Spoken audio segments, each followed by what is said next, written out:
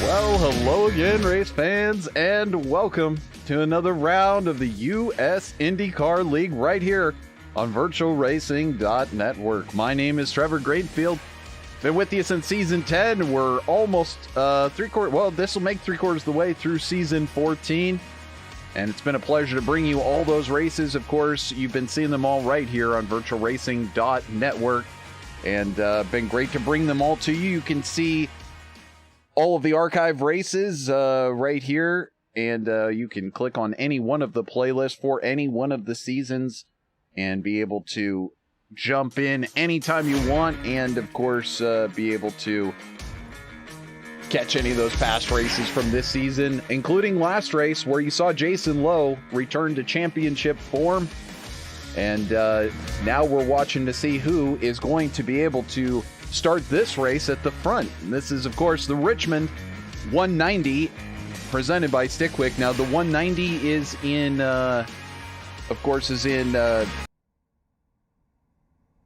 parentheses, actually in quotes, because it's not technically 190 miles. You try to find somebody who's actually on the track and going around. Qualifying laps going down very, very quickly here this morning. Great to have you with us here live, getting ready for the race here at Richmond Raceway. So it's in quotes, the 190, because it's actually 187.5 miles. But the 190, as we watch Mr. StickQuik, Richard Kelbaugh, out there on the track, putting in his qualifying laps, third fastest thus far. The real-life IndyCar series came here in the early 2000s for about 8 or 9 years. Those of you were watching the IRL at that time might remember. But in those days, it was Sam Hornish Jr. who set the fastest lap, still remains the qualifying lap record, and they ran the same number of laps. 250 laps is what we're going to be set for today. So it's 100%. As we take a look here at Graham Bunyan, who just put in his first lap and now finishing his second lap. Will he be able to take pole position? Let's take a look. It's going to be close. Bunyan to the top, beating David Strid to pole position thus far. Thought maybe it would be Mauro Ramirez sneaking his name in there and getting up on pole. Now 17:54, that fastest time for Bunyan as we wait for this one to finish up. About another minute and a half remaining. And we'll wait to see Jason Lowe, Dan Ensch, Jimmy Drennan, and Mike West not having taken times yet. So we're going to see if they're going to head out there. And here we go. We've got Dan Ensch heading out in the ALZ.org Last Lap Motorsports machine. I think maybe something not quite set right there. He's going to give it another shot. See if we can get in a quick lap. But yeah, none of these times are going to be as fast as it was back in the days of Sam Hornish Jr. And a couple other interesting notes about the track. Richmond, I love digging into the history on these tracks. Richmond was actually built, and it dates all the way back to the late 1800s in terms of racing in the area. And then Strawberry Hill is what this track was known as in the early days when it was a dirt track, originally constructed in 1946, right after World War II. And October 12th, 1946, there was an IndyCar race here on opening day, and it was legendary IndyCar driver Ted Horn who took victory on that day. So the first ever race here at what is now known as Richmond Raceway, then known as Strawberry Hill, was won by an IndyCar driver. It was an IndyCar open wheel race. So, and then it was a couple years later that Lee Petty, as we saw Dan Ensch taking third position there on track. A couple years later, Lee Petty would win the first ever NASCAR race. So let's see how they qualified. And I think it's no surprise that our championship leader, as we will get to here in just a moment, also took pole position because he is just one super fast Aussie. And he is a very, very tough guy to beat. That's Graham Bunyan, who took pole position for today's race. But pole's not going to mean a heck of a lot because you got to do 250 miles around this place. I'm sorry, 250 laps around this place. And so literally anything can happen. And this is definitely one of my favorite tracks for sure. Also, I've had a chance to race alongside of Dan Ensch there for the number 52 car numerous times, doing setup development, etc. And that guy right there has a bunch of experience here. He loves the track. He's never really gotten the the payback for the amount of time that he has spent here. But nevertheless, you can see how they have qualified with Graham Bunyan and David Strid on the first row. Second row is going to be Dan Ensch and Mauro Ramirez having another great qualifying effort there on the second row. Iñigo Mardones, fantastic qualifying effort for the Spanish Necki Racing Team driver there in fifth. Going to be starting next to winner Dominic Hart and perennial fast man, fast rookie here in the league. Looking forward to seeing what he can do with this great short track. Richard Kelbaugh, Mr. StickQuik, going to be starting mid-pack there in seventh. James Kennedy going to be alongside. And we get set for today's action. You can see the rest there on the screen. Will Stearns, Jason Lowe, after an emotional victory last week, not getting in a qualifying time this week. Mike West and Jimmy Drennan, no time, but they will. Looks like everybody is going to take the start, so we will await that happening. We'll get to your points here in just a moment. As, well, I'm not saying there will be a caution, but let's just say, it is a short track, and there's not a ton of room to get around here in Richmond. So, once again, if you're joining us over in YouTube, hey, let us know how you're doing. Fahim Rahman letting us know he's not in the race. He's got a new rig coming, so that's cool. Dominic Luck chiming into the chat. Good luck to everybody. Love it when the racers join in on the YouTube chat. They've got the video going in the background. But, hey, we got one more lap under caution here, under the pace car, before we kick this one off. And we are set for a fun one. So the cool part about this racetrack is really the amount of flexibility with the line. And a lot of drivers would say that that makes this a driver's track. Tough to say what qualifies a track to be a driver track versus not, but here aero is not super important. Tire degradation and management of those tires is. What are we looking at as far as weather here? Well, it's not too bad. 74 outside and 80 degrees on the track. Cloudy conditions shouldn't be too much as far as tire degradation. Just all about choosing the low, the medium, the high line, and how fast you want to go. There's Bunyan straight out to about a 10 car lengths lead. As we can see, it's starting to get a little bit crossed up, a little bit behind. So Ensch sticking in third. We've got Iñigo Mardones already up a position and looking at the backside of Dan Ensch. So Mardones gaining a spot on Mauro Ramirez, who now drops right back behind. And in the meantime, no change up at the front at all, as we're just getting up to speed here. Graham Bunyan going to be coming around to take his first lap here under green. And once again, welcome to everybody joining us live or on replay. So great to have you. Make sure to make your calendars and you circle all these Sundays on your calendar, because, hey, every week, same time, same place, same channel, it is the US IndyCar League.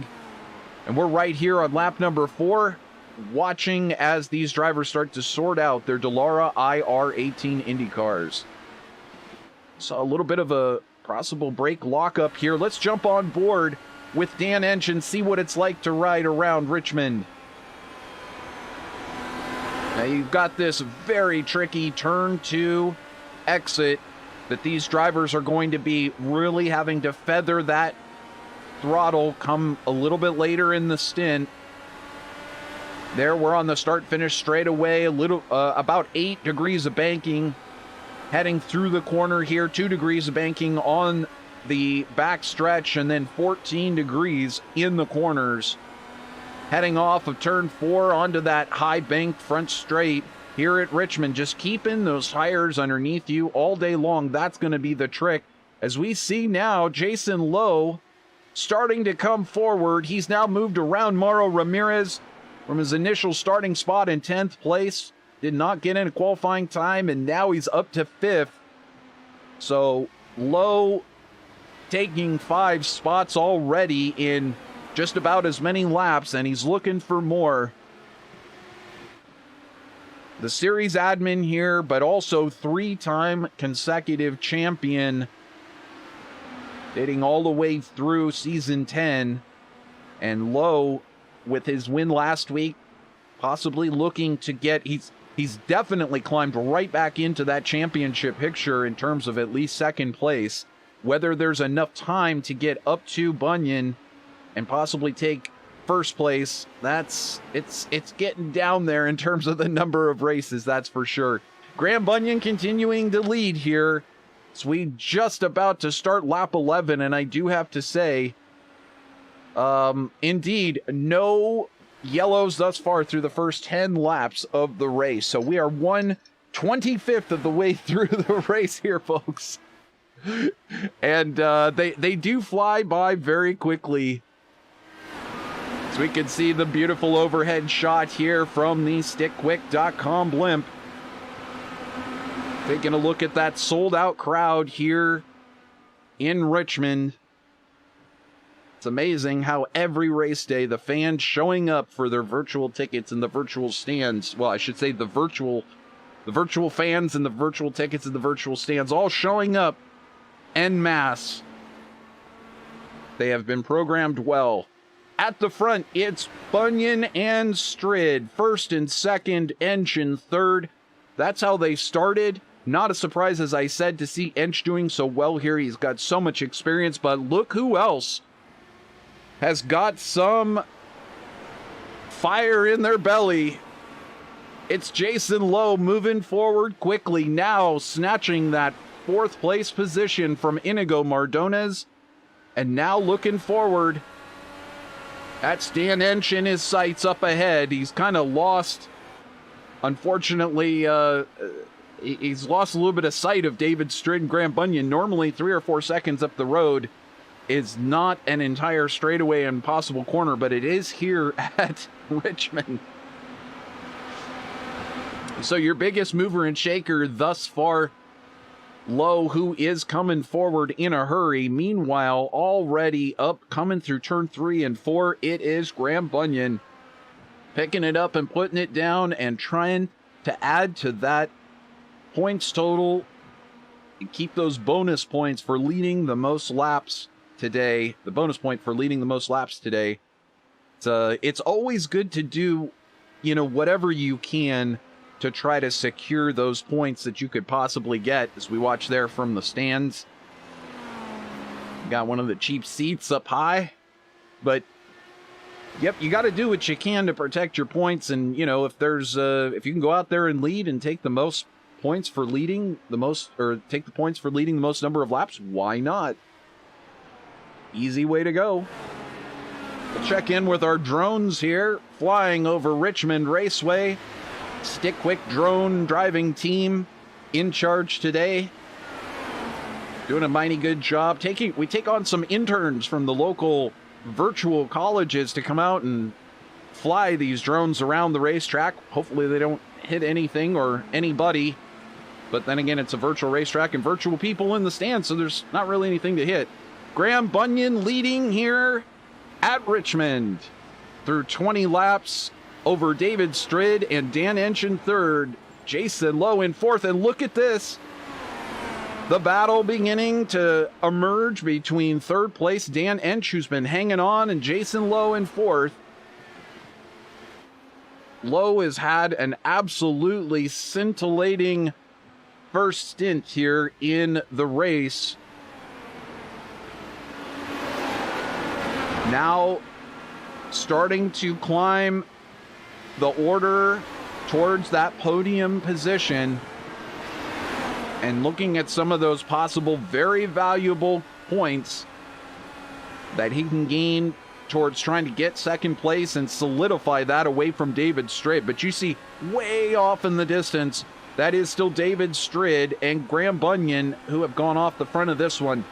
Looks as though Mike West struggling today, not quite able to get it going perhaps on the start, or suffering an issue. And unfortunately, he's had to pull it in a couple of times there. As we can see, he's had, it looks like 3 pit stops here today.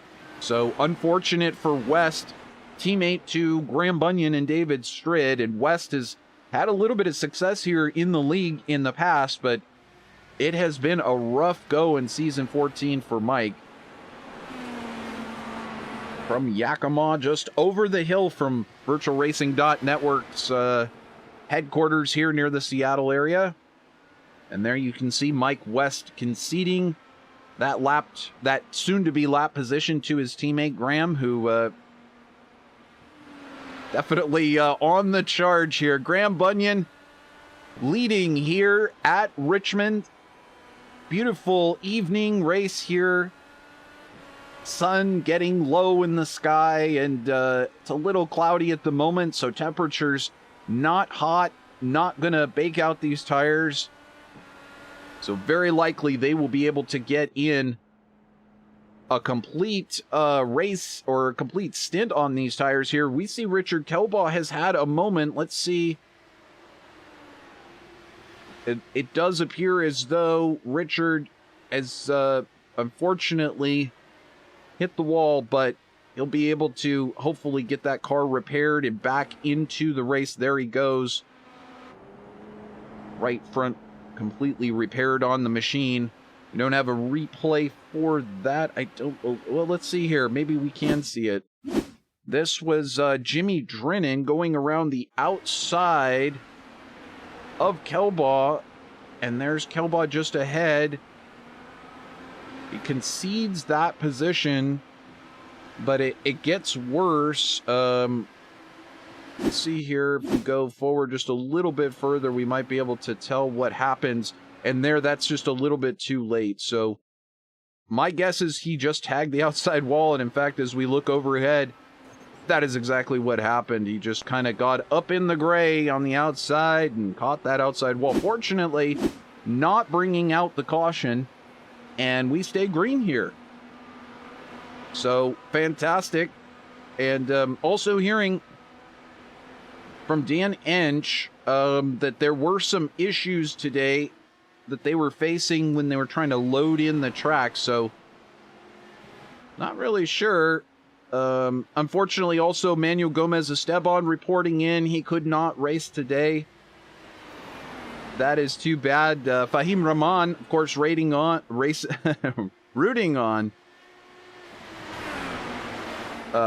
Mauro Ramirez and other teammates and other drivers here.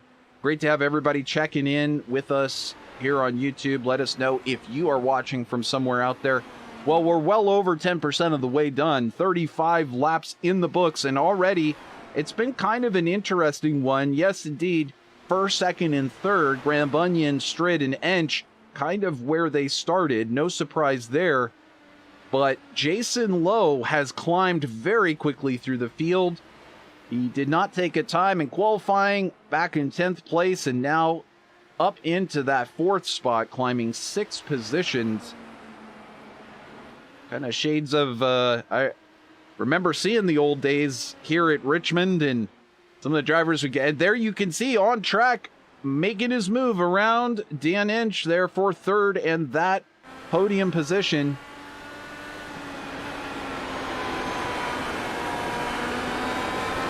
Was just gonna say that sometimes these tracks, these short tracks especially, as we take a look back, that's James Kennedy in a beautiful new livery, and we have a yellow flag. It looks like Dominic Hart in the 76 has had a moment. We'll see the replay here momentarily. Was just gonna make another point, but then they said, Trevor, you're talking too much, go look at the replay. So we're going to do that. Now, why don't we jump just a little bit further back? So this was Jimmy Drennan getting around Dominic Hart very aggressively there, tagging his outside, trying to make that pass. I think things just kind of got caught up. We'll go back and take a look at that. So why don't we go ahead and take a look on board, and we'll just see it in real time here. This is Jimmy Drennan on board. That's Dominic Hart in the red car in front. And he just, I'm not really sure if perhaps, you know, if we take a look at that, is there any reason why Hart would have been coming into the pits? Because he did dive down low, but it sort of looked like he was maybe, no telling. Just kind of, it doesn't seem like he was trying to enter the pits. He hadn't declared that. So, well, we'll go back to the live picture, and Jason Lowe, Graham Bunyan, David Strid, everybody making a pit stop that time by. And no real change in position in the top 5. It's still Bunyan, Strid, Lowe, Ensch, and Kennedy. So we'll walk down the running order for you. And also seeing Will Stearns now coming back into the pits. So it looks like Drennan, Hart, probably going to be stuck down a lap. And Richard Kelbaugh hanging out there. There's Hart on your screen. Kelbaugh is shown 2 laps down. He will get a lap back, as will Mike West. West many more laps down, but they'll both get laps back here coming up in just a moment. So why don't we go ahead, and since we have a yellow flag, we're going to take a look at the championship points.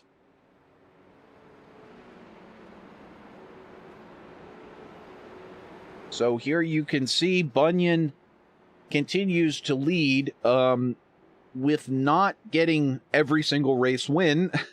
That lead has shrunk just a little bit. Strid has done a pretty fantastic job of claiming a couple of wins here in the league. But definitely Jason Lowe has climbed back in to this championship fight. It's still a bit far out. I think he would need Graham Bunyan to basically park for the rest of the races, but nevertheless, for second place and a chance at really stamping himself onto this championship and saying, I'm here to fight, and certainly in season 15, I've got what it takes. Lowe looking to climb into that second spot, and he's only 6 points out at this point, so you can also see those bonus points really adding up for all of these drivers, and some of these battles are really close. There you've got 5th place. Actually, take a look at 4th through 6th. Livingston, Hart, and Ensch separated by just 5 points, and you can see that almost 5 points, literally just going to the fact that Hart has 5 more bonus points than. I'm sorry, that Livingston has 5 more bonus points, or more bonus points. Excuse me, I'm looking at the wrong digits. But either way, those numbers adding up over fellow competitors. And you see a number of other drivers gaining some spots as Richard Kelbaugh now comes back around to take his lap back and rejoin the back of the field. We get set to go. Graham Bunyan pushes down on that right pedal on the floorboard, and we are back underway. Bunyan heading down through 1 and 2 once again.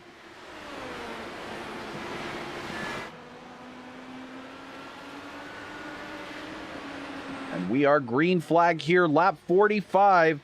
We are working on as they head back through 1 and 2. And we'll ride around with 3-time consecutive champ Graham Bunyan, current points leader, as he takes us around Richmond once again.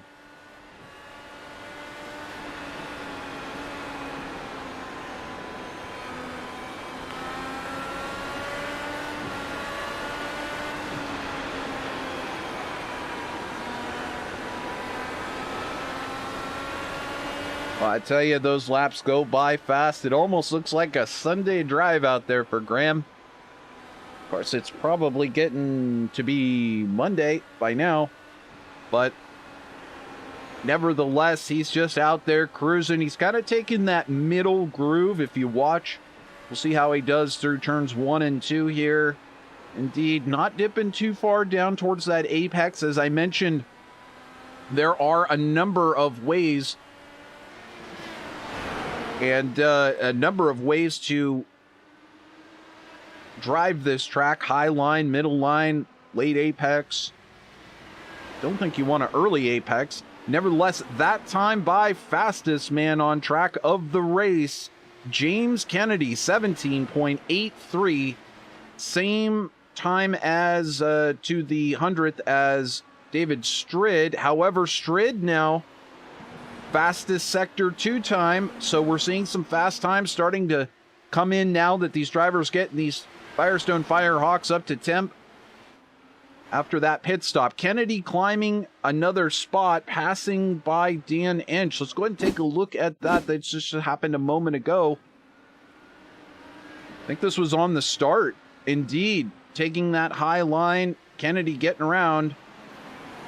And it looked like Mardones wanted to do the same, but unable to do so. We've got another incident, though, and it's Mike West. So we're going to take a look at that. It did not go yellow for it, but this was a moment ago. Mike West on track. There you see spinning off of turn 4. Kind of easy to do if you're up on the weight jacker.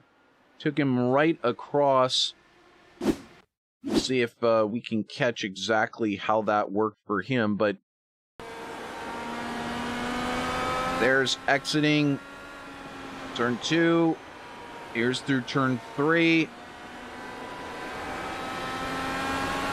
And perhaps we're on the wrong replay. Let's go back and take a look. Here we go. Once again, coming off of turn 4.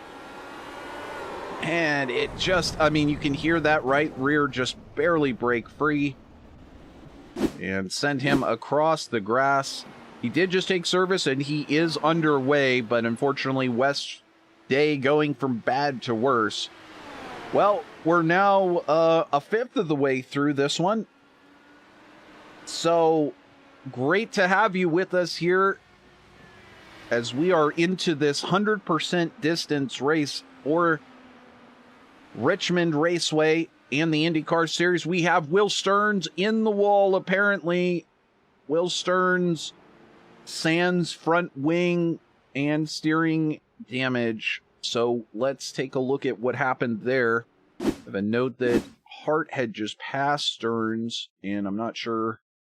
Well, we'll just see if we can figure out what took place.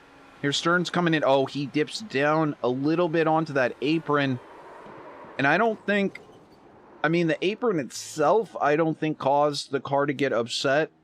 I think it's more that on exit, perhaps he had that weight jacker a little high, and if he clipped that apron mid-corner, that could have definitely, we'll go back and take one more look, maybe back it up a little bit. So if we're watching on board, here he is entering the corner. It kind of forces him up the track a little bit, and then he tries to just throw on the accelerator, and when you've got that much steering lock, and again, if you have the weight jacker turned up a little bit too high, you're going to break that thing free. So we've got a number of drivers into the pits. We've got Ensch, Mardones, Ramirez, Dominic Hart, all in the pits at the moment.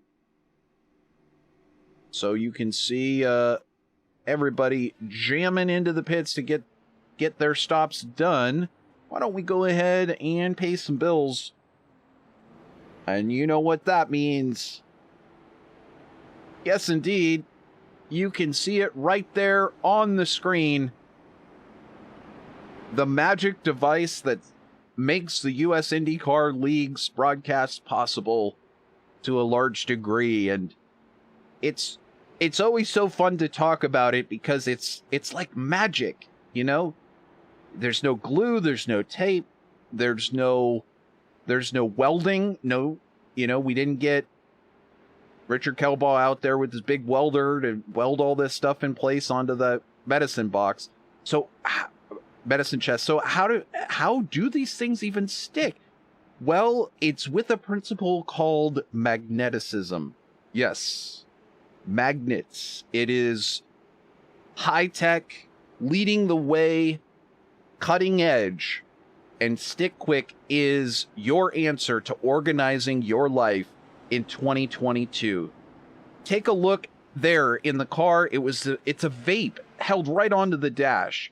And here, this is a bunch of writing instruments that are held right in place. Here's a flashlight right on the edge of your shelving, exactly where you need it when you're going to leave the house in the middle of the night if it's dark. Or, look at all of your vape accessories all held beautifully organized in one place. Just think how professional and organized this would look in your house, at the office, in the shop. What is it? It's the StickQuik, of course. StickQuik, proud presenting sponsor of the US IndyCar League, and always there to show that you can stick to the track and you can stick anything to almost anything with the StickQuik. Enough of that, just head on over to stickquick.com. You'll see what you can get. It's right there. It's these silicone rings. They come with little pads that you can stick on to anything. So it basically means, yes, as I said, you can stick anything to anything. It's that simple. 6 come to a package, different sizes. They come in different colors. Should work for you. And if you don't already have 1 or 2 of these sets, hey, you're behind. Get with it. We're in May. It's May 1st, and your house and your shop is not organized. Get your StickQuik today. U.S. company, and you're supporting the US IndyCar League. Make sure you let them know you saw Richard Kelbaugh in the US IndyCar League at Richmond, and they will be very happy to know that everything is working well here in the US IndyCar League, including the advertising. Here we go. Graham Bunyan leading us back to green flag. Lap 63. Let's get this one going. Actually, lap 62 of 250, and we are underway. David Stritt in tow. Jason Lowe in third. James Kennedy in that silver and blue. It's going to be difficult to get used to that. It was blue and silver. Now it's silver and blue. Or actually, it was blue and white.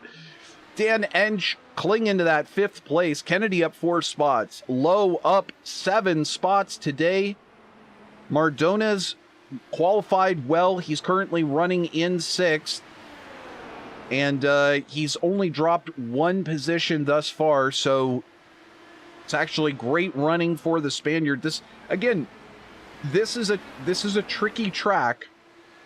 And we're watching now Graham Bunyan's current sector times, because sector 1, he did set his fastest first sector time of the race, but actually not able to do the same in second sector.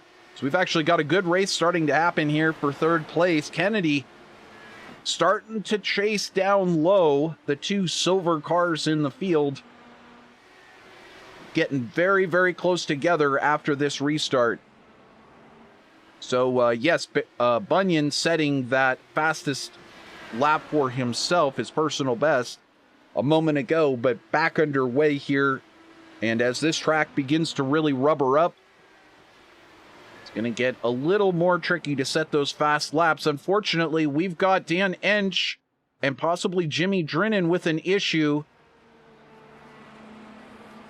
We're going to stay live here for a moment as Ensch is continuing around the track, but we did see a note that says he did go off track.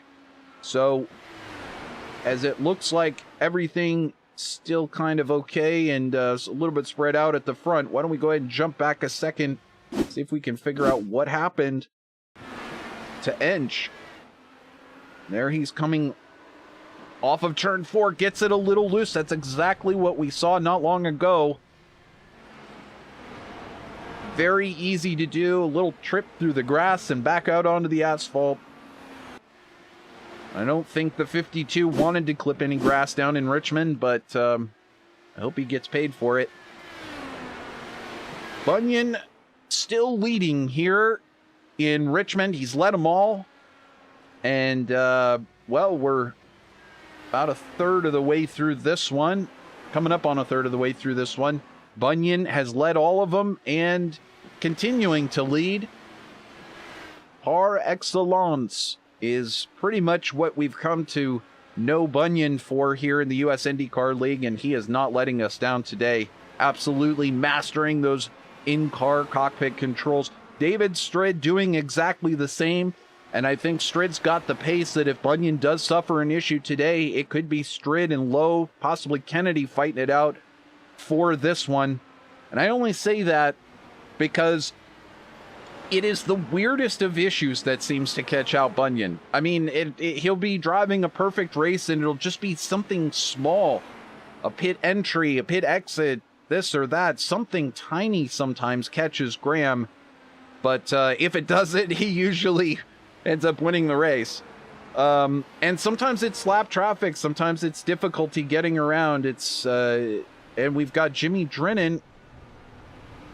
Speaking of difficulty in getting around, Drennan, unfortunately, having an issue there, parking it, and did not bring out the yellow flag. So always so fortunate when that happens. We'll take a look there about a moment ago and see what exactly took place. It's quite low there. You can see he might have touched the apron. But that's not the factor. It's the same exact problem off of turn 4. It just caught Dan Ensch out.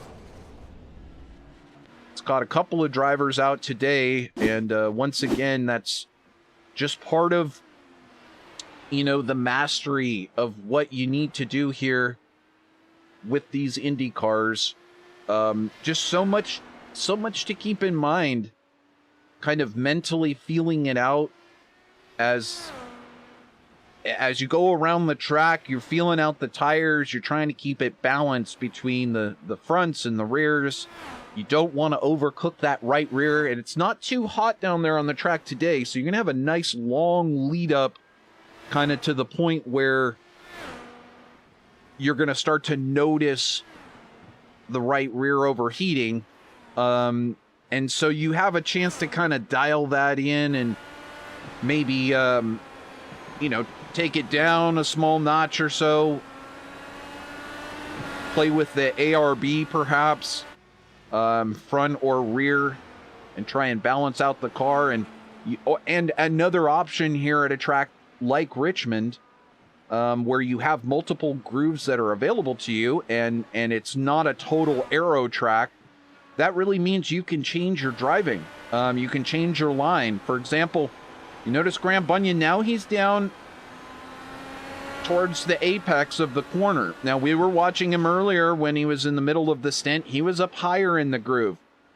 It really just depends on what the car's doing and what those right side tires are doing, the right rear especially, and whether you want to run low, you want to run high, you want to have a later exit. Obviously, the more steering angle that you put into the car. So, for example, if we're watching on board with Bunyan now,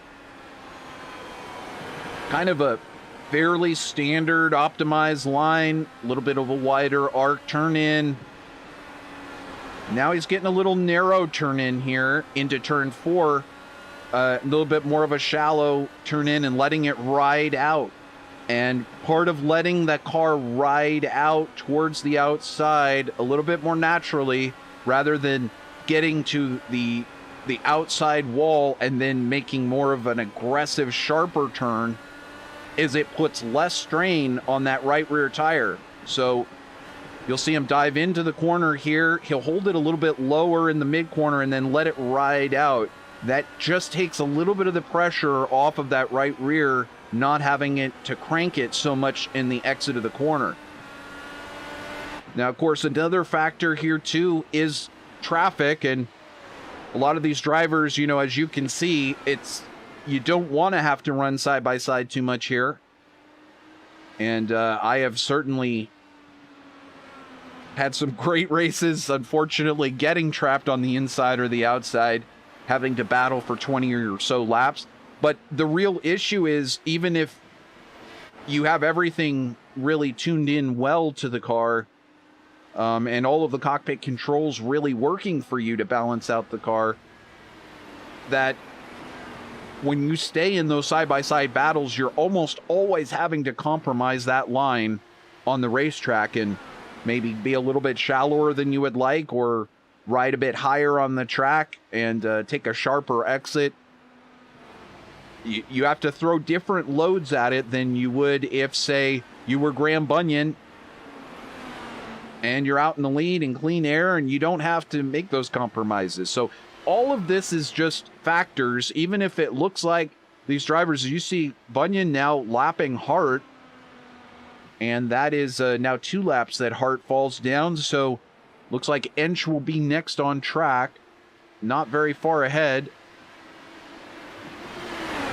And so that's what I'm saying is a major factor. If you're out there having to go inside and outside of lap traffic, and or you're having to battle your nemesis on track back and forth, well, that can cause a lot of issues on those tires and really force you into some compromised positions, especially if I think the main thing, if I can just clarify this rambling that I've been doing, is that you always want to leave yourself some tires too. You don't want to, you never want to be right on that edge where if you need to make a move or if you need to have tires at the end of the stint that you just got nothing left.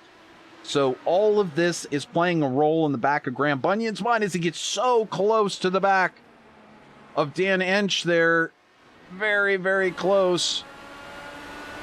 Ensch holding on, trying to keep that position. And there you see, dropping back 1 lap officially. Ensch taking that narrower line and Bunyan choosing to take the medium to high line there through the corner. Now you can see he's doing the same thing here. Going to try to take the high line around the outside of Mauro Ramirez, putting him a lap down. So now having lapped up to 6th position, starting to click it off pretty quick here for Graham Bunyan. So pleasure to have you with us as we're watching 3-time consecutive champion and points leader Graham Bunyan from Australia absolutely show his absolute expertise in these Dallara IR-18 IndyCars, weaving through traffic, able to navigate the track very easily. However, there is another battle going on, and it's starting to take shape. This is David Strid, who has been pretty secure in that 2nd position, but now, if you notice, that all-chrome machine of, well, it used to be the Naked Clown on board. I still never found out what the Naked Clown was. But anyway, the all-silver machine, I think he's trying to go. As we take a look up ahead, actually, that's Dan Ensch now getting ahead of Mauro Ramirez. I was just going to say, I think Jason Lowe trying to go incognito, kind of like cloaking his car so that nobody can see him. I have no idea. He never told me why he chose the all-chrome machine, but it's all chrome, and it's beautiful. We can see our reflection in it. And the 004 machine now up 7 positions in that podium spot and looking at the backside of the 48 of Strid. Strid now also working on the backside of Mauro Ramirez. He's going to try to take that spot away here momentarily. And there he goes, making a dive down to the inside. Question as to whether or not Mauro wants to give up that spot so easily. And that's allowed Lowe to close right in on the back. And there's James Kennedy as well. So this fight is getting to be a good one for 2nd place. There you see the 3 drivers getting under Mauro Ramirez, exiting out onto the back stretch. Our intern team flying these drones, trying not to hit the light standards or crash them onto the track. We appreciate this coverage here. Beautiful facility here in Richmond. The first race ever won by IndyCar drivers here at Richmond. And we're looking to see who's going to stamp their name on round number 9 of season 14 for the US IndyCar League. Will it be Graham Bunyan? He's led all the laps, so certainly you would think so. But just look right there, 5 seconds back. It's David Strid still holding on to that second place spot. But it is not 5 seconds back to Jason Lowe and James Kennedy. They are right there, ready to pounce should anything happen to the red and silver machine of David Strid just in front. And here comes Lowe, looking to the outside. Is he possibly trying to surprise Strid? We'll watch on and find out. Right on board with Lowe. Of course, he's going to have to contend with Kennedy, who's just behind, so should problem occur,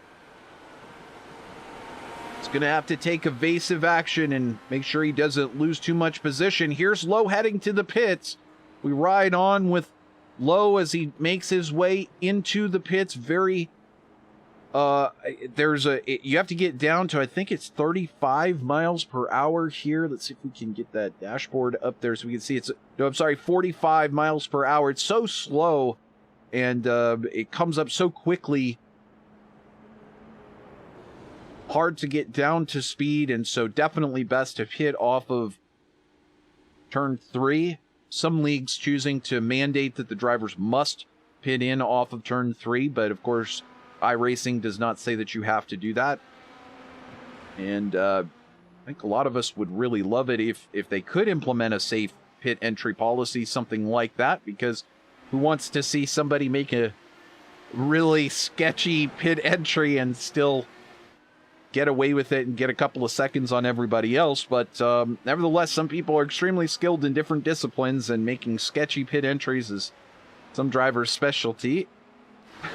So they always gain an extra half a second to a second on everyone else with that very finessed last, just so close to breaking the speed limit entering the pits that it's shocking that they don't. Nevertheless, they don't.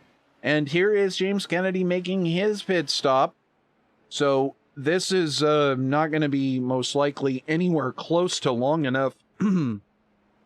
So what we learned from Dan Ensch is we also now see Graham Bunyan in the pits and David Strid now making their way down the pits. We learned from Dan Ensch that basically some of the automatic options like auto blip, pit guide exits, racing lines, auto limiter are just really, they're having a heck of a time because for some reason it's just not really working right. Like there's some different things that are happening that are glitches, don't seem to be happening or don't seem to be working right for these drivers. So a number of drivers suffering issues. So we see Dan Ensch now back into the pits. Iñigo Mardones taking over that lead. And Jason Lowe getting by, unlapping himself. And momentarily we will see Mardones making a pit stop and giving that position over to Graham Bunyan. But this is one of the ways that you get those bonus points. Leading a lap / the most laps, I guess, but leading at least one lap, you get a bonus point. So why not stay out there, be a little off cycle, and get that bonus point? Take a chance that maybe a yellow comes out that works in your favor. Why not? And we'll take a look just a little bit further back as I sip on my second cup of coffee. Hey, it's James Kennedy, and you see a purple sector up there. In fact, he set the fastest sector one time. And now we look over at Graham Bunyan, who did not set the fastest sector one time that time, but he set the fastest lap time that time with a 17.63. So 17.63, now the best time to beat on track. And Bunyan absolutely resuming his fast ways of the previous stint, picking up where he left off. In the meantime, it is Iñigo Mardones who leads us here in Richmond, and getting very, very close. There he jams on his brakes as he tries to make the corner and get in safely into the pits. Looks like he does. And as predicted, it is Graham Bunyan who now takes over that lead once again. But getting very close to halfway here, as you see Mardones starting to fall down through the order there on the pylon. So to recap, we've got Bunyan, it's Bunyan, Strid, and now Mauro Ramirez shown in third, but I think it's because, yes, in fact, he has not pitted. So his last pit stop coming on lap 57. You can see some of the drivers who haven't yet pitted in this cycle. Ramirez now falling down the order to those drivers who actually have fresher tires, and we see in how this battle has unfolded with the pit stops. It looks like Kennedy managed to get by Jason Lowe for that third spot on track, and I'm trying to find a note where we can go back and watch that. So when I can find that, we will go back and see when that happened. But definitely Jason Lowe not able to hold on. And so this was a little while ago. This was Kennedy getting by Lowe, I think, on track. Or perhaps this was Lowe. That's what happened. Lowe pitted, and that gave up the position. However, Kennedy is now shown 1.24 seconds ahead of Lowe. So Kennedy having a good exchange, good pit stop entry exit. As a result, now up into podium position territory. The first time that we have seen Kennedy there for a little while. Here's Mauro Ramirez taking that pit stop that he needed to do. So very, very slow here coming down that long pit lane in Richmond.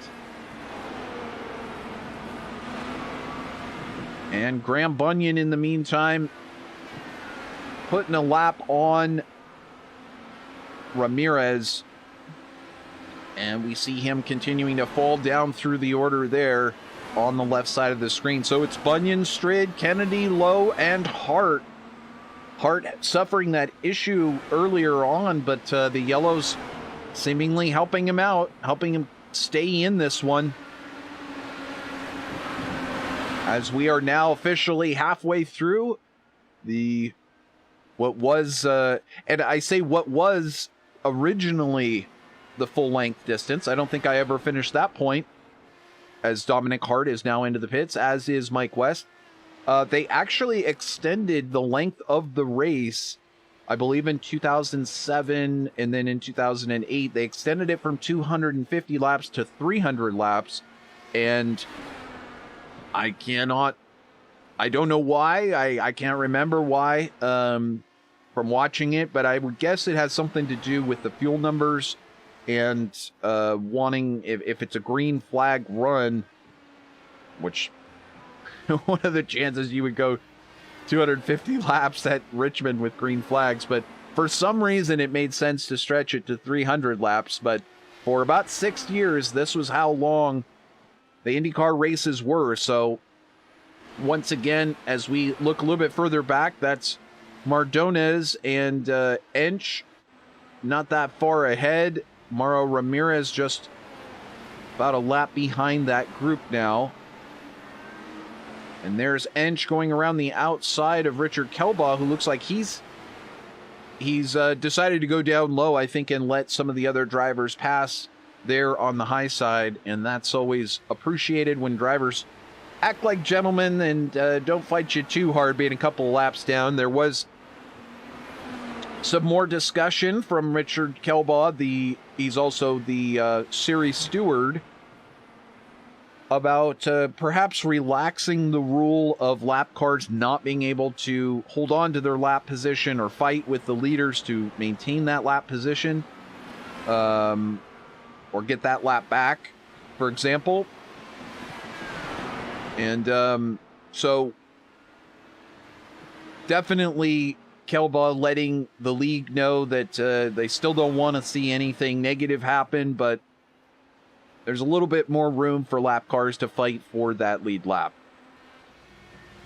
So Strid hanging on to second. He managed to escape the impending pressure of Jason Lowe after that series of pit stops. Kennedy is the one who's really emerged basically to keep the same distance from Strid, but it's Lowe who must have had some sort of an incident exiting the pits, or perhaps in the pits, because he did drift back, and he's now shown he's probably lost about 3 seconds to where he was earlier with David Strid. Nevertheless, you know, it is about just kind of mitigating mistakes at the risk of continuing to talk strategy endlessly, but that's what we have when you've got a mostly single file race.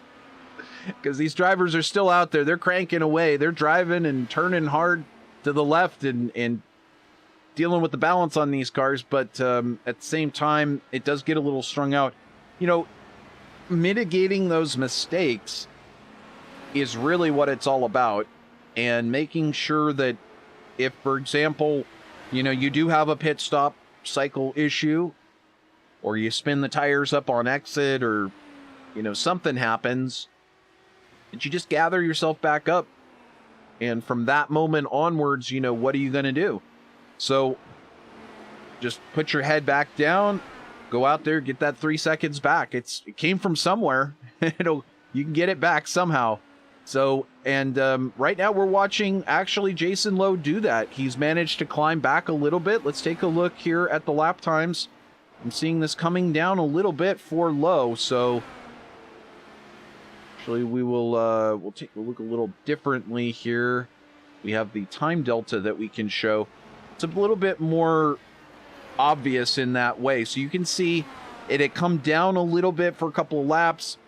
Now it's stretching back up there a little bit. We'll see whether Lowe can manage to climb back up to Kennedy. And it seems to be hovering right around that 3.6 seconds up to Strid and about 2.6 seconds to Kennedy. So Lowe continuing here now in 4th place, and trying to get all of those points that he can to try to get 2nd place in the championship, as we're now getting to the very last quarter of this championship. And of course, some of these drivers that have been racing all of the races, they'll have the option that they can throw away a race. There's 1 drop race allowed. But some of these other drivers have had to miss races, and so they'll need to use that drop week. And some of the drivers will not get in a complete season's worth of races because they've had to miss several.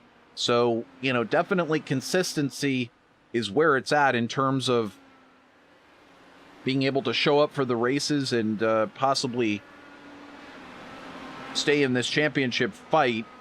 So now we take a look here as Lowe did clip a little bit more into that lead from Kennedy. 2.4 seconds now as we focus on the former champion, Jason Lowe.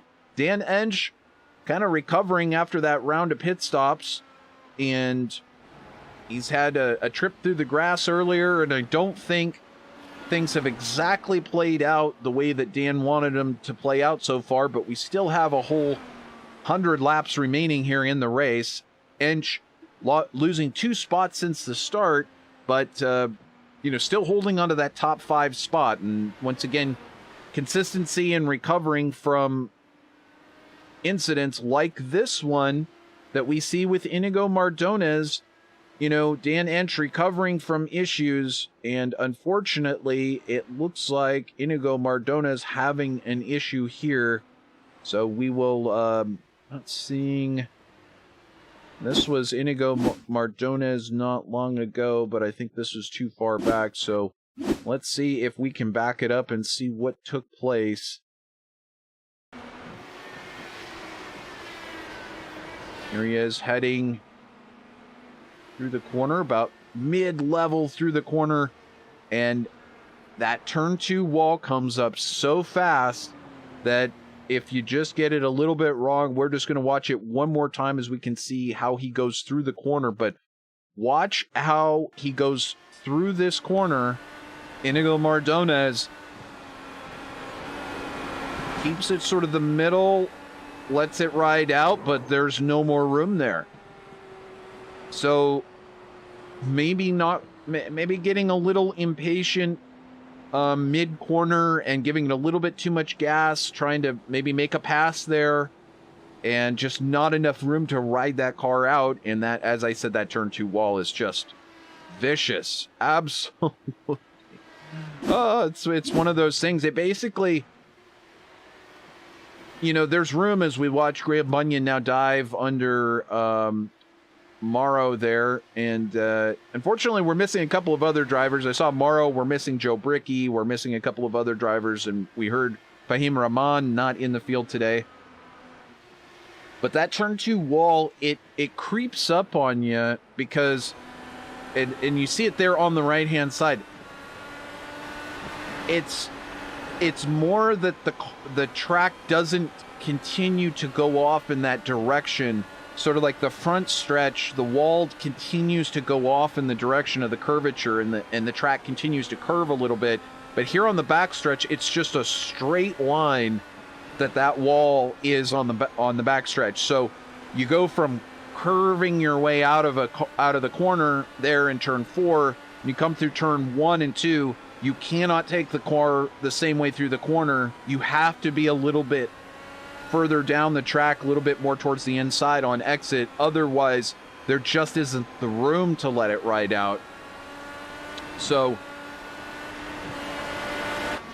absolutely, you got to let the car ride pretty close out to that wall to get the proper exit. And once again, just an example there with Iñigo, who shows great car control much of the time, but just one lap, one situation, having to take a tiny bit of a different line through the corner, or perhaps having to leave your foot on the throttle just a little bit more than you thought you needed to. And next thing you know, you're up in the wall, and that is down to 8th place. So that's that's why, as I said, that's why it's a long race. It may get strung out, but it can all go south on you in just a split second. And that's why you got to keep your focus no matter what in these cars. And we see another car having a problem there. It's Mike West. Mike West with another issue. We'll jump back and see if we can figure out what caused West the issue this time. It's up high in the wall there. And, let's see from... Well, let's just jump on board. He comes in high into the corner. Very, very high into the corner. Perhaps he was trying to let it come down mid-corner. I can't tell you what he was thinking with that high entry into the corner, but that was probably never going to pan out. When I say high entry into the corner, like I said before, you can enter high. You just have to have the arc that's going to bring you back down to sort of a later apex in the corner. Or you have to make the plan. If you're coming in mid-groove, you got to make the plan you're going to ride that mid-groove around the whole corner. Or if you come in on the high line, there is a high line, and it is possible to ride that high line. I haven't really tried the high line in the last month or so, because over the last 6 months, they've changed the track surface grip and changed numerous other factors. So I have no idea whether the high line is as viable as it was several months ago. But there you can see Graham Bunyan running the high line. We know he keeps the broadcast on and sometimes comments during the race. And there you can see exactly how he's doing it. Turn 2, it's a little bit trickier to run the high line, and he dives down to the inside of Ensch. And there you can see another adjustment that he has to do, where you dive down to the inside of a car on the corner, then you have to make that adjustment so you don't run out of track on exit. There he's on the high line, comes down to the mid-groove because you need that extra room on turn 2. Here we're in turn 3, running the high line, comes down to the mid-groove, lets it run right out of that mid-groove, right up towards the wall. So it's all about managing the car through the corners and thoroughly understanding what you need to do to adjust the car, adjust your driving line, and, you know, whether you have to dive under somebody in a corner or you've got to run that high line, what will that mean through the rest of the corner? In the meantime, it's still Strid in second and Kennedy in third. Jason Lowe making his pit stop. I think this is it to try to undercut the competition, make sure that he gets his last pit stop done. Should hopefully be able to go the full distance from here. And we also see that Mike West is still in the pits, I think still receiving service. Perhaps he's done for the day. We do also have Jimmy Drennan still in the pits. Will Stearns parked. So that leaves 9 cars remaining today. And here comes... Nope. Bunyan staying out here on the track. Strid still running in second place. And Kennedy in third. That will actually move Ensch up into the 4th spot, 2 laps down. And that will put him and Jason Lowe onto the same strategy as far as being on the same laps. And so there, I put the track map up on the screen because it can get kind of confusing trying to remember where everybody's at on the track. But just look for your favorite driver and their initials up there and you'll see where they're at. Meantime, we're watching Dan Ensch, who's given the Alzheimer's Association a ride around Richmond and trying to bring awareness to their cause. I'll tell you what, another couple of drivers in the field. I don't see Howard Livingston in the field. I thought he was possibly going to be in the race today, but I guess not. Livingston, one of our other drivers, of course, racing with charity in mind. And here's the ALZ.org machine on cue into the pits. But also Jason Lowe racing for Rescue Ranch. And we'll have to see about maybe getting a logo onto the side pod of that car so we can get a little bit more visibility. But nevertheless, always great to see Rescue Ranch. Katie and Ryan Newman forming that in North Carolina. And we were just talking about that a couple of races ago, how great of a job they're doing out there and how much fun they have out at the Rescue Ranch. But it's Graham Bunyan, whose wife was and is a huge fan of the Rolling Stones. And I mean, I have to admit, I'm a pretty big fan of the Stones myself. Have never been able to go see them live, but great respect. And so that started this paint scheme that you see on Graham Bunyan here. It was reddish colored not long ago. Let's see if I still have this here that I could put up there on the screen, because you see, I can actually show photographs momentarily of old Indy cars. Apparently the racers just can't put their favorite sponsors out there. Nevertheless, you can see how that paint scheme started. Tribute livery to Justin Wilson. And just one of the cool things that Graham Bunyan does and has done. Of course, Wilson losing his life in an IndyCar race not that long ago. And a fantastic gentleman British driver. Always a pleasure to hear him in interviews. Just the nicest guy you could ever imagine.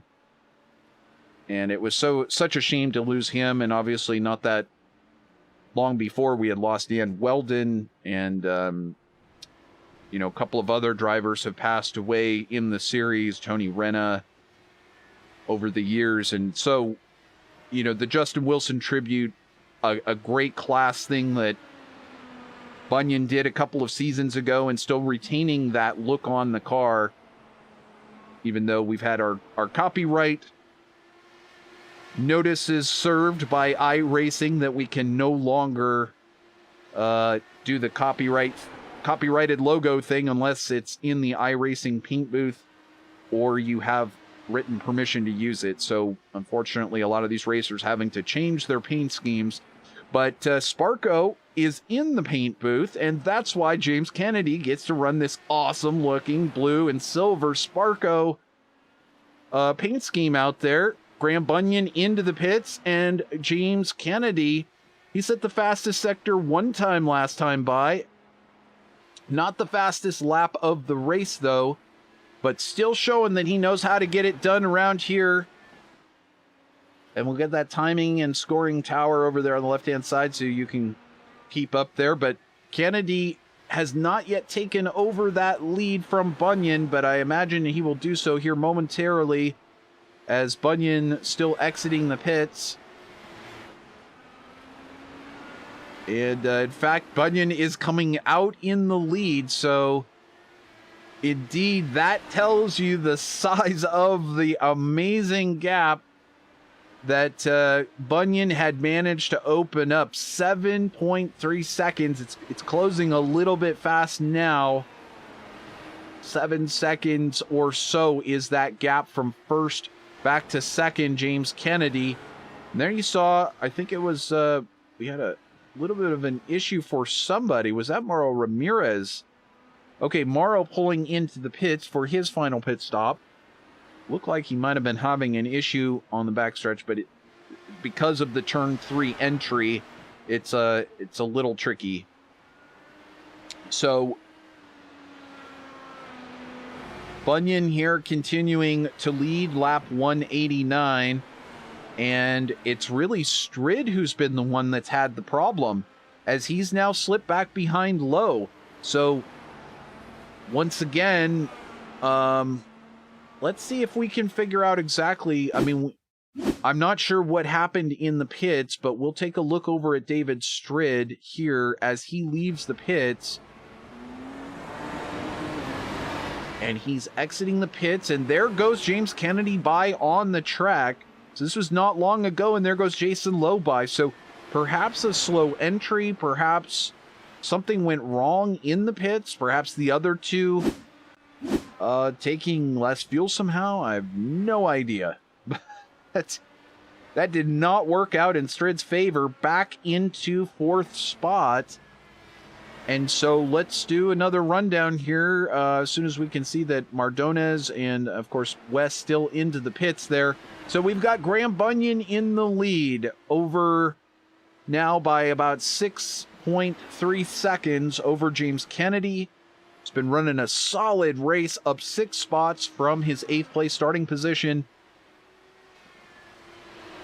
And Kennedy just having a fabulous race, really showing his abilities. And once again, at a track where drivers really can make a difference with how they manage that car. So Kennedy and certainly Jason Lowe having a fantastic race. He is up 7 spots from where he started in 10th. I'm not sure if he had a problem with qualifying and that's why he had to start so far back. But Lowe definitely looking like he is in championship contention and looking like he has the skills, because again, this being a driver's track, to see Lowe doing so well and able to make up time on drivers like David Strid and really hold pace with the leaders, it's looking good for Lowe at the moment. Unfortunately, Strid dropping back 2 spots on that last pit stop exchange, and that has really caught him out. He's now, my goodness, quite a ways, about 2 seconds adrift as we go back and take a look there at Strid, but 2 full seconds back from Lowe. So it's, we'll see how that gap continues to shake out. Meanwhile, a lap down, actually 2 laps down, Dominic Hart and Dan Ensch on the same lap, but separated by 5 seconds. And then you've got to go a couple more laps down to get to Mauro Ramirez for Black Tiger Racing. Once again, not the day that Mauro would like. MJ dropping back 3 spots here in the start, or since the start. And difficult day for some of these drivers. And once again, another issue that we haven't even talked about is the one where you make a light scuff with the wall on the outside. You think you're doing great through the whole race. You're keeping great time with everybody.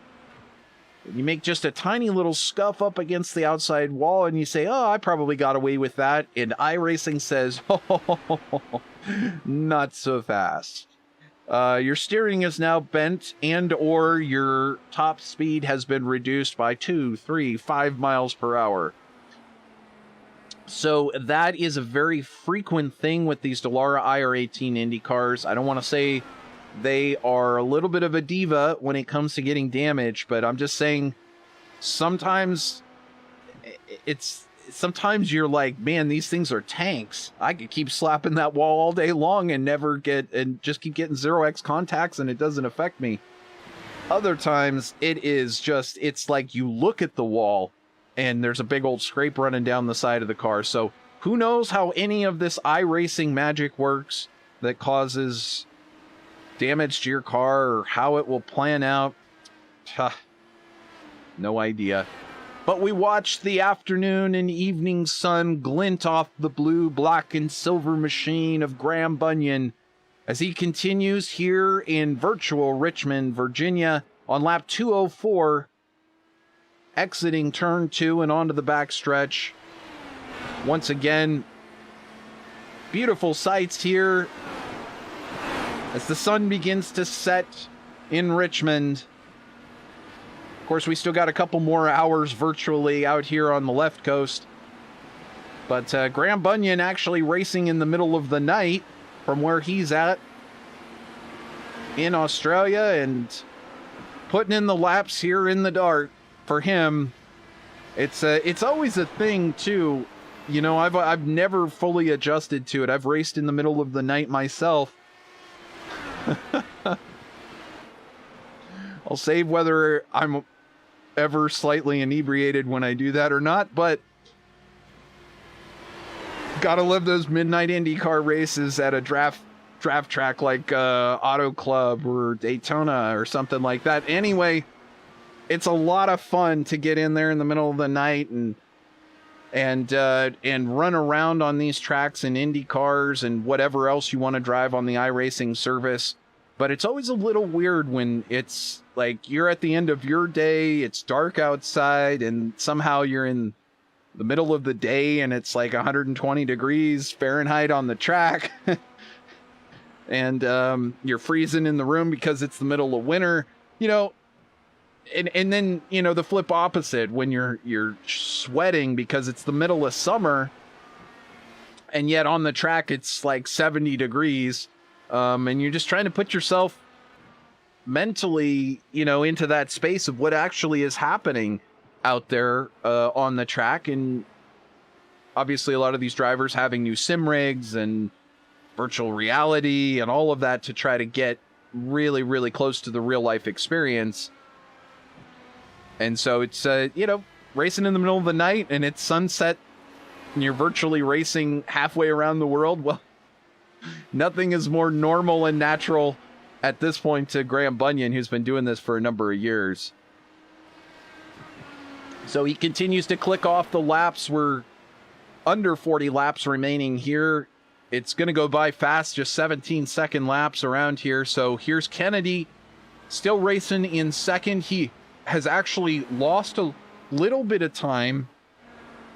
As we take a look maybe at the time delta here, you can see that gap going up from 7 seconds up to now 8 seconds as he's dealing with what a lot of these drivers have to, which is unfortunately, there is no easy way to beat Graham Bunyan.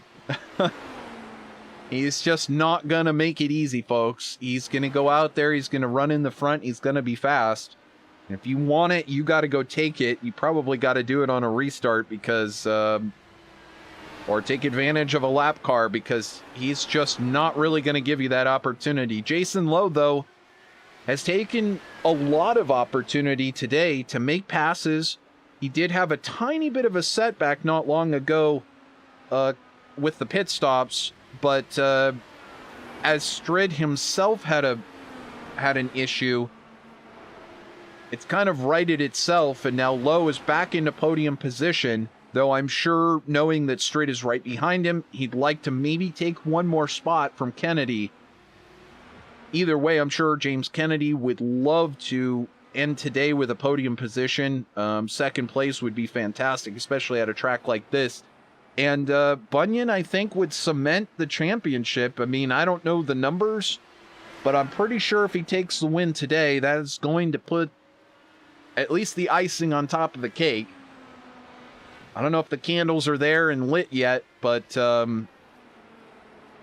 it's getting close.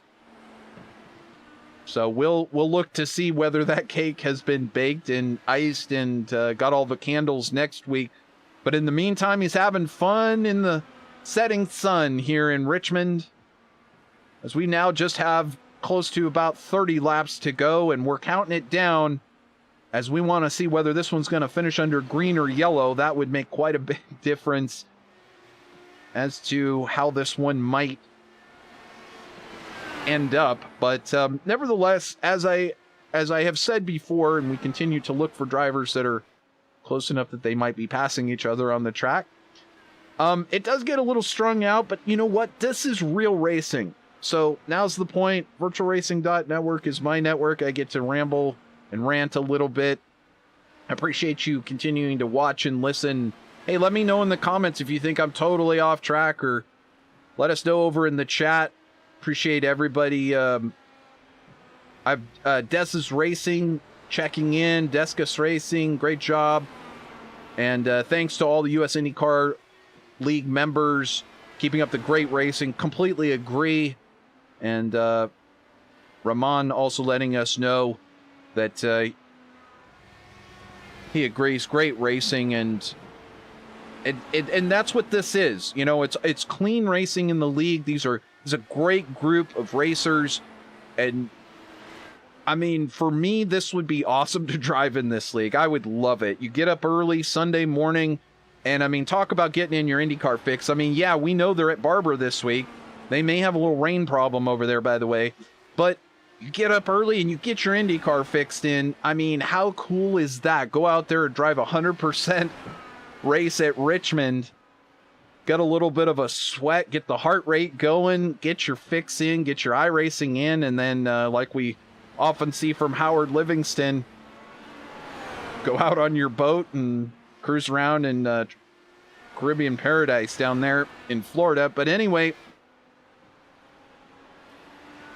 you can do so here in the US IndyCar League if you'd like to come out. There's a link down in the description. You just got to click through it.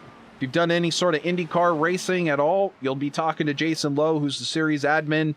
He'll just make sure you have the basic qualifications in terms of safety rating, and maybe you've done an IndyCar race or two, and you can show those results. Otherwise, and also you'll probably be invited out for the Saturday practice sessions, as everybody is.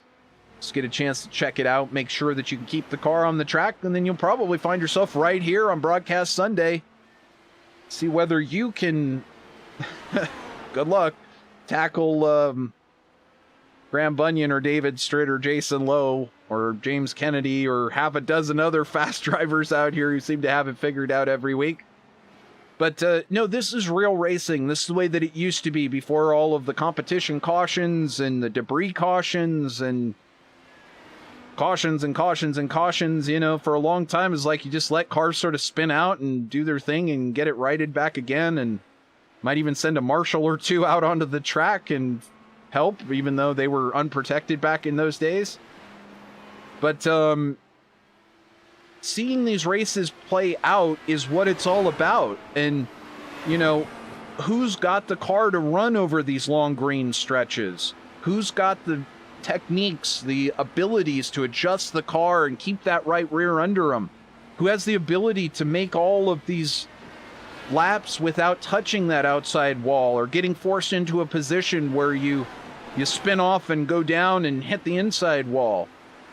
It's a kind of wide track for a short course, but at the same time, there's never enough width whenever you're trying to race first, second, or third. Here's Jason Lowe having to make a stop with 19 laps to go. Not sure how this is going to pan out for everyone else. Not sure if he possibly hit the wall and that's why he's stopping, or if he feels like this is he needs it for fuel. But we'll watch the leaders and see what they do. And again, green flag stops, all part of it. If you touch the wall and you have to come in for damage repair, a lot of times that'll put you a lap 2, 3 laps down. So that's part of green flag racing. And again, it may be, dare I say, boring to watch when you don't have, you know, 2 cars side by side on the track and battling side by side for, you know, 200 laps or something, but in my opinion, it makes it that much more special when a real pass breaks out, or when 2 cars, you know, for example, right now, if Bunyan went up and just touched the outside wall and he started suffering with that car, and Kennedy had to come from 7 seconds back and he's clipping off, you know, a half a second a lap, and we're able to track that in a green flag race, that means something. In a yellow flag race and they all start right back, you know, together again, and somebody makes a dive bomb into a corner, it's not the same kind of racing. So that's why I'm saying, you know, I love watching drivers master these cars, which are very tricky, as somebody who's driven these cars at limit and, you know, won races and raced against top split competitors. It's really, really hard to get a podium finish or even, you know, win or hang on to the car the whole race. But to do it in a green flag race against competition and, you know, make the passes you need to, as we can see Jason Lowe, after that pit stop, going for fastest lap. Actually, we got the wrong numbers up there. Let's see if we can see it. There you go, that purple lap coming in on lap 234. So, you know, Lowe making his name known, but Bunyan putting everybody up to 4th place 2 laps down. Now that is something that happens here at the track. As you see, Kennedy actually putting Lowe another lap down there, but Bunyan mastering this car on the variety of circuits that he has. There's nobody in their right mind that couldn't look at his mastery and just be in awe at his capabilities to get it done and prove it time and time and time again. As unfortunately, Lowe takes a slide through the grass and manages to avoid the wall, and he's built enough of a lead over 5th place Dan Ensch that he's not going to worry about losing that spot. But the Rescue Ranch driver gets a get out of jail free on that one, because those are some valuable points. And well, he's going to finish behind Strid, but if he had crashed out, that would have been really devastating to those points. Just 8 laps to go here in this green flag race. I can't even believe it. Just 2 cautions in all of these laps. Can we keep it green to the end? If I were a betting man, I don't know that I would take that. Indeed, Fahim Rahman letting us know. He's like, they act like a tank on road courses. On an oval, they are softy. You bet. I mean, it's just it's the ultimate diva. You really don't know. You just have no idea. And Kennedy having to make a stop here with 6 laps to go. So Kennedy bringing it in, and that allows Bunyan to keep leading and Strid to take 2nd. Will they be able to hang on to their cars? Last stop for Kennedy, I think, was, lost that number now, unfortunately, but Strid stopping on 181, which was earlier than Bunyan. So if anyone's going to have a problem, it's going to be Strid. And AJ Burton, I saw, joined into this race, so I think that means that he's in Bunyan's ear, feeding him lap info and letting him know. There's another advantage, of course, to have your own spotter, which occasionally happens, and he gives good fuel numbers to Bunyan, but why not? I mean, you're leading the championship, you're winning a championship, why not get somebody in there to help you out and get that extra little bit of an advantage if it's possible? In the meantime, just 2 laps remain for Bunyan, and the driver that's just behind is James Kennedy, but he's now actually gone 2 laps down, and that means the only drivers on the lead lap are Graham Bunyan and this guy who's about to go a lap down, David Strid. There he is taking the white flag. Just one more lap remains here for Graham Bunyan. Can he keep it together? It's Bunyan, then Strid, then 2 laps further back. Kennedy, he won't be able to make any more progress. Checkered flag in Barney the Flag Man's hands. And Bunyan will end up taking victory here in Richmond. David Strid taking second. And Kennedy is going to be able to hold on and take third spot. What a fantastic victory for Bunyan, who absolutely annihilated the competition. And it wasn't like he did it by a mile. It was just he held on to that car at the front of this race like an absolute 3-time consecutive champion and the guy who's leading the points would. I mean, that was just something to behold, and race mastery at its absolute finest. I hope you enjoyed it out there, even though there wasn't a ton of back and forth high-flying, passes for the lead. It was still something to behold, and Bunyan now driving across the track, gonna probably do some donuts over that Richmond Raceway logo, and sure enough, there he goes. Your winner here in Richmond for round number 9 of the US IndyCar League Season 14. It's Graham Bunyan taking victory by almost an entire lap over his teammate and countryman David Strid. He got 2 laps over the next best driver, James Kennedy, who had to pit there at the end. Very unfortunate losing that second spot. Jason Lowe also having to take a late pit stop.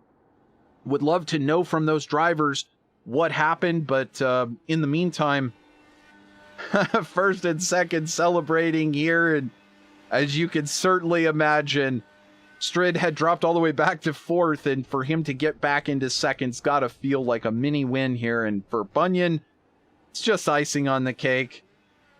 I mean, what can you say? What more can you say than he absolutely was the class of the show today? So we watch Graham Bunyan continue around. You see the rest of the field and how they finished. Dan Ensch with another top 5 here in the US IndyCar League. May not have worked out the way that he wanted it to, but top 5 is always great, certainly for the points, and he keeps that championship fight alive as we keep watching Bunyan celebrate. I think he's kind of got a little bit of champion celebration going on there too. He's done this before. So Hart and Ramirez then behind, and Kelbaugh, Mardones, West with a number of issues today. Mardones running really well. He qualified well, kind of slipping a little bit further back during the race. Jimmy Drennan having an incident. He had a decent race going, but unfortunately getting caught up there. And Will Stearns not having the week that he had last week, and he's shown some great speed.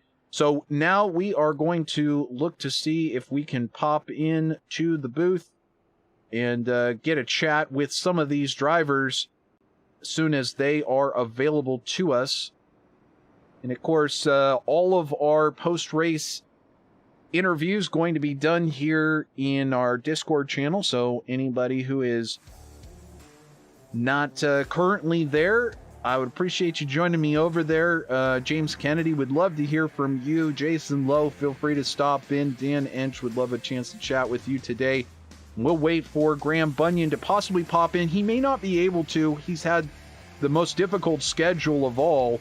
I think it's been difficult because he works in the medical industry, and unfortunately he's had a lot of scheduling issues, but actually he did pop in, so we will get a chance to chat with him. And hey Graham, can you hear me? Are you there? And he's not there at the moment. Oh, there he is. Well, one of them was the Go Fast button, and you seem to find that button that you pushed today. Howard, I can read this for a second. I'm sure you were wondering where Howard was today. Said he was watching the race right now. Good luck to everyone. Broke his foot on a coconut, so he's out for a bit. Do you guys even have coconuts over there, Graham?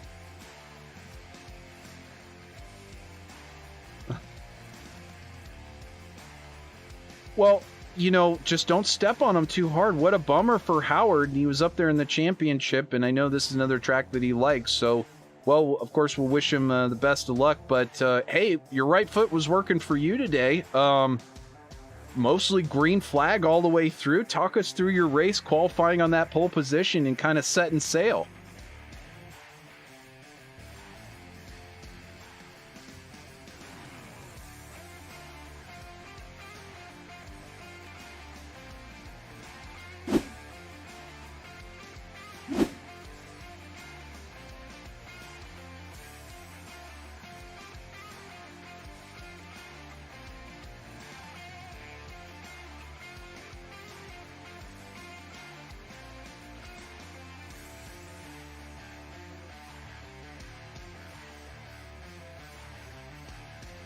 Well, including Jason Lowe and James Kennedy, who had to take late pit stops. I would love to know whether that was in fact the case or whether they really needed damage repair or something. But indeed, Kennedy having to drop off there just a few laps from the end, and that put him a lap down. Doesn't matter, though, Graham. I mean, for anybody who was watching today, you were the class of the field. Nobody seemed to be able to put anything on you. What was it like trying to manage those tires? You said you came into the race and it was totally unexpected, the conditions. They felt like they changed dramatically from practice to qual. Then during the race itself, did you feel, I mean, obviously you dealt with the conditions very well. Was it different than practice? Was it different than qualifying? Did you find the car had a temperament to it? Were you trying to keep that weight jacker down? Did the right rear want to burn off? Talk us through how you managed to make some adjustments today. It's complaining because they can't hear me. Oh, well, then let's get your microphone more in line. Okay, so your race today, it was pretty straightforward for you. As you mentioned, unfortunately, the conditions changed dramatically from qualifying into the race, from practicing to qualifying, and that caught you out. Talk us through going from qualifying to the race, though, and what it took with all of those adjustments to just keep the car under you when some of the others were really struggling and that right rear was burning off. Yeah, look, I say it every week. You guys say that I don't make any mistakes or anything like that, but I was struggling with this car to actually get it to turn, and I think nearly every single driver in the field was. It was like trying to drive butter around a track. The front end just had no bite. It just wanted to steer towards the wall. So there was a lot of changes going on inside the cockpit, that's for sure. A few changes on the weight jacker and the ARBs, and yeah, just rear tire wasn't such an issue. It was just the front end. The back end was good. I didn't get the info on who built the setup today, but I would imagine David Strid had a hand in that. Nevertheless, driving butter around a track, I've literally never heard that term before, but it's a hilarious but very vivid way to describe it. So the front end having no grip, you're really having to use that rear end to set the car. You come into the corners there. We were watching some of the drivers struggle kind of mid-corner, especially as the tires started to wear, and that caused them to have exits, especially that turn 2 wall really coming up fast. Was it just a matter of having a little bit more patience with the right foot? Was it a matter of using the rear end to make the front end turn better? What did you think was the key there? Yeah, look, at the beginning of the run, it was more or less just letting the car slow down to turn, and then sort of throughout the mid of the race was, you do a bit of brake trailing to then get it to turn again. But once in traffic, the outside line was the best line to be in, running against that wall, and that's where I like to be most of the time anyway. But you could slingshot out of turn 2 and slingshot out of turn 4, which gave you that exit speed. It was really good on the high side. And indeed, that high line works when you know how to use it. And hey, Graham, you used all the lines out there today. You went shallow, you went late apex, you did them all. You kept that car underneath you, and I don't even see a scratch on the 101 machine. So the boys at the shop aren't even going to have to do any work to it to get it ready for next week. So that's pretty cool, right? Well, yeah, straight into the trailer and off we go. Hopefully roll it back out next week, and hopefully it's in the same condition. Nobody comes and tampers with it. Well, we've just got a couple of races left here to go. We've got Gateway coming up, and then Auto Club, and then we'll be out at the Indy track for the end of the season. Your thoughts coming up? 3 very different tracks. Yeah, they all have their own unique style. So I mean, Indianapolis definitely has its own unique style. You're either good at that place or you're going into the turn one wall on exit. But yeah, look, I think it'll be good. I think the next couple of races will be good. Gateway is another one of my tracks. I love the small tracks, so I seem to have a lot of good control with my right foot and brake trailing. So Gateway's good. California, yeah, I don't know. I do all right there, but I'm sure there's some others there that can be just as quick. Indeed. Well, we always have great competition here, and of course the draft is pretty magical at a place like Auto Club, where you could be a second and a half ahead of somebody and they can still catch you based on that draft. But always adjustments coming into effect, and well, we'll see whether you can do it on 3 very different tracks heading forward. If you count Richmond, this will be like a short track, a mid-sized track, a speedway, and Indy, which are 4 completely different shape, totally different tracks. And so we'll see whether you can manage to continue your dominance on all this variety of different circuits. Congratulations, Graham. Awesome win. Awesome run today. And continuing to, I think championships in the bag, but why not? Let's keep racing. Why not? Oh, for sure. You've always got to, once a racer, always a racer. And everybody's got the right to race, and you should be able to race right to the very end, and it's been good. It's been great. And, I still don't think it's signed, sealed, and delivered. I don't know. I half the time, I don't know how the points work out. I just go out and drive. But look, no, good podium. And, James third, he was quick. Obviously just miscalculated the fuel as well. Dave was there, but I don't know what happened. I think he had some grip issue as well. So everybody struggled with that grip at this track. But look, hats off to everybody who raced today. And tough race, 2 yellows, I think it was. That's amazing for 200 plus laps.